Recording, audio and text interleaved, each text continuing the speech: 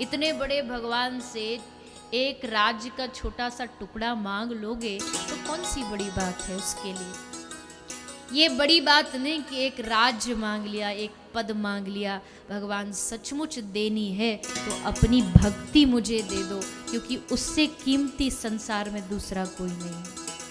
पद मिल सकता, पैसा मिल सकता है, सम्मान मिल सकता है, लेकिन भक्ति किसी बिरले को ही प्राप्त होती है।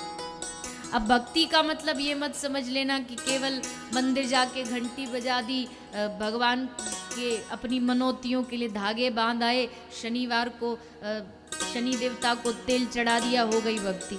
ये भक्ति का क्रम नहीं है। ये पूजा हो सकती है, भक्ति नहीं हो सकती। पूजा को भक्ति का नाम नहीं दे सकते हैं। भक्ति में सब कुछ देना पड़ता है, अपना तन मन धन जीवन सब न्योछावर करना पड़ता है।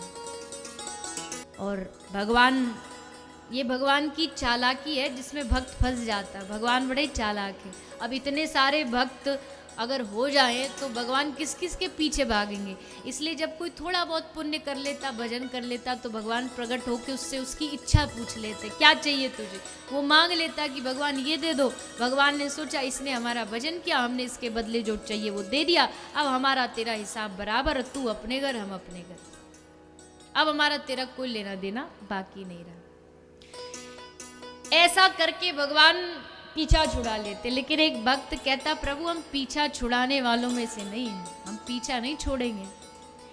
हमें वस्तुएं नहीं चाहिए, हमें तुमसे कुछ नहीं चाहिए, हमें तुम चाहिए। क्योंकि तुम मिल गए तो सब मिल गया, और तुम ना मिले तो सब कुछ मिलते हुए भी कुछ ना मिले।